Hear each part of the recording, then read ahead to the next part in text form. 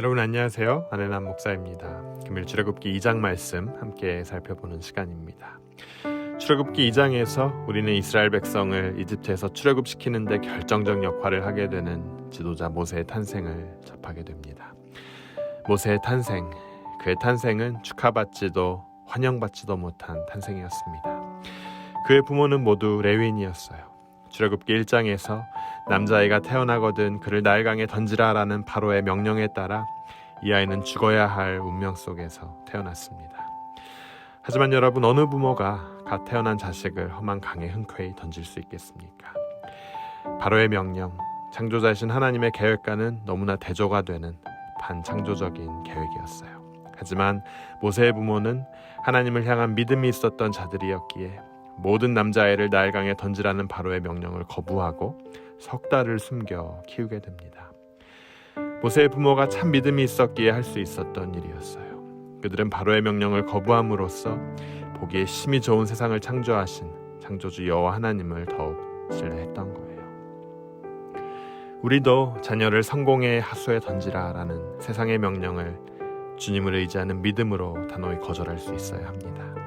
세상이 보기에 좋은 자녀가 아니라, 또 내 눈에 보기에 좋은 자녀가 아니라 하나님 보시기에 좋은 자녀로 양육해야 하는 겁니다.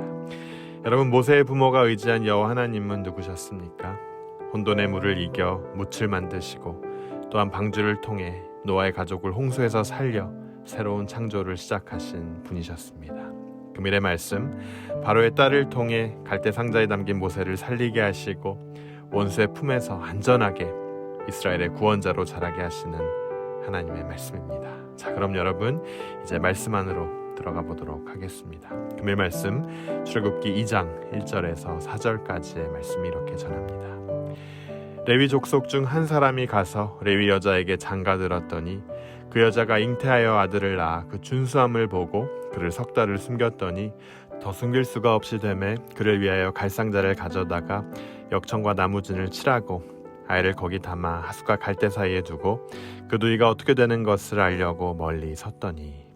네, 여러분, 이 아기의 작은 몸이 누인 상자는 갈대 줄기로 만든 것으로 역청과 나무진을 발라 물이 스며들지 않고 물에 오래 뜰 수 있도록 만든 배였습니다. 여기에서 상자를 의미하는 히브리 단어는 이전 노아가 만든 방주를 가리킬 때 쓰인 단어와 같은 단어입니다.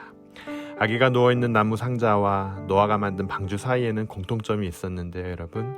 둘 다 물에 뜰 수 있게 만들어졌다는 것과 방향을 조정하는 키가 없었다는 점입니다.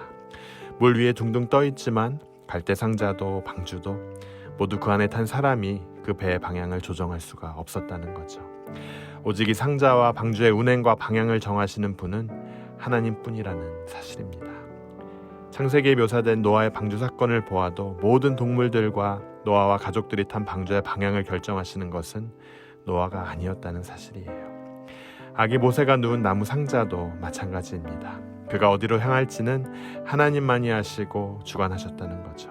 인간은 단지 그것을 살펴볼 뿐이었습니다. 여러분, 우리 인생도 마찬가지입니다. 내가 방향을 정하고 내가 속도를 조정하는 것 같이 살아가지만, 내가 주인이 되어 사는 것 같지만 사실 그렇지 않다는 거죠. 하나님께서 인도하고 계시다는 거예요. 내가 주인이 되어 살아가면 파도에 휩쓸리고 수많은 죄악에 파묻혀버리지만 하나님과 함께하는 삶, 그분의 주관에 올인하는 삶, 우리 그리스도인들이 살아야 하는 삶입니다. 주님은 지금도 우리 삶의 키를 붙잡고 계십니다. 우리는 그 주님을 바라고 의지할 뿐입니다.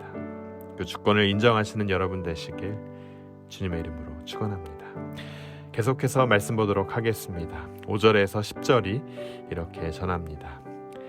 바로의 딸이 목욕하러 하수로 내려오고 시녀들은 하수가에 거닐 때에 그가 갈대 사이에 상자를 보고 시녀를 보내어 가져다가 열고 그 아이를 보니 아기가 우는지라. 그가 불쌍히 여겨 가로되 이는 히브리 사람의 아이로다. 그 누이가 바로의 딸에게 이르되 내가 가서 히브리 여인 중에서 유모를 불러다가 당신을 위하여 이 아이를 젖먹이게 하리이까.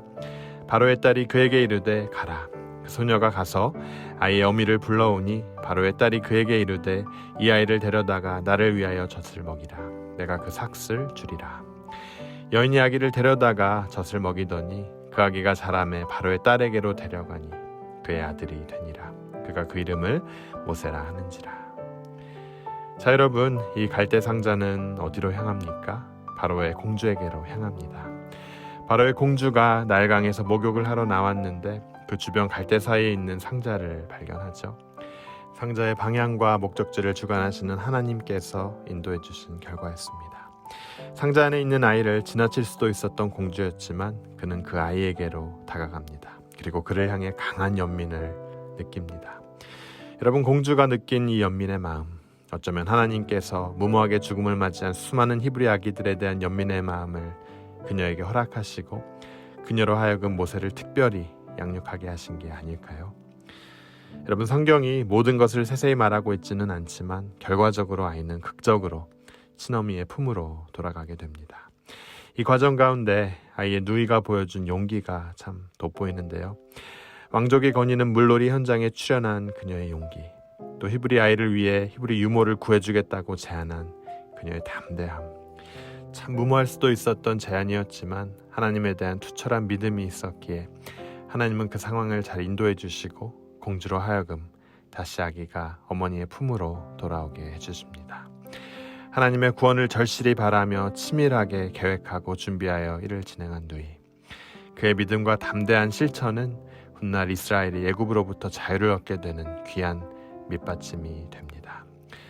사랑하는 여러분, 금일 말씀을 통해 우리는 무엇을 깨닫습니까? 바로의 잔혹한 통치 와중에서도 수많은 히브리 남자아이들이 죽음을 직면한 절망의 상황 가운데서도 하나님의 주권과 통치를 바라며 그분께 응답하고 공명한 이들이 있었다는 거죠. 시대를 불문하고 악한 시대의 흐름에 순응하지 않고 하나님께 순종하고 사는 이들이 하나님이 이끄시는 역사의 중심에 서 있음을 우리가 발견합니다. 히브리 산파, 모세의 어머니, 그리고 그의 누이, 바로의 공주, 이 모두가 하나님의 통치에 동참한 자들이었습니다. 최악의 순간에도 최선이신 하나님의 섭리에 공명하고 응답할 수 있는 빈틈은 늘 있다는 거예요. 오늘도 세상은 빈틈없이 돌아가는 것 같고 우리가 할 수 있는 게 아무것도 없어 보이지만 여러분, 그 빈틈을 잘 눈여겨보시길 바랍니다. 그리고 그 은혜의 빈틈을 통해 하나님의 역사와 그분의 기적을 이루는 여러분 되시길 간절히 축원합니다. 그 은혜의 빈틈을 찾는 우리를 통해 하나님 나라의 복음이 누구엔가 들려지고 그분의 향기가 누구에겐가 퍼져간다는 사실이에요. 그런 귀한 한 주 되시길 여러분 주님의 이름으로 축원합니다. 우리 함께 기도하도록 하겠습니다.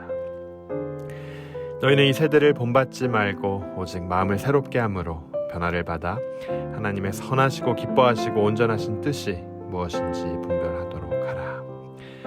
하나님, 반전의 은혜에 감사드립니다. 악한 바로의 명령에도 불구하고 거기에 순응치 않고 창조자 여호와 하나님을 믿는 믿음으로 아기를 구한 이들과 같이 악한 이 세대를 살아가는 우리들에게도 오직 마음을 새롭게 함으로 변화를 받고 하나님의 선하고 기뻐하시고 온전한 뜻을 분별하며 찾아가는 저희 될 수 있도록 허락하여 주시옵소서. 우리의 인생을 주관하는 이가 내가 아님을 고백합니다. 우리 인생의 방향과 키가 오로지 주님께 달렸음을 고백합니다. 모든 주권을 주님께 맡기고 나아갈 때 주님 주시는 아름다운 믿음의 간증으로 우리의 삶이 장식되길 원합니다. 주님, 우리의 삶을 주님께 의탁하오니 우리를 마음껏 인도하여 주시옵소서. 이 모든 말씀 지금도 살아계시고 순간순간 우리의 삶을 역사하시는 예수 그리스도 이름으로 간절히 기도드립니다.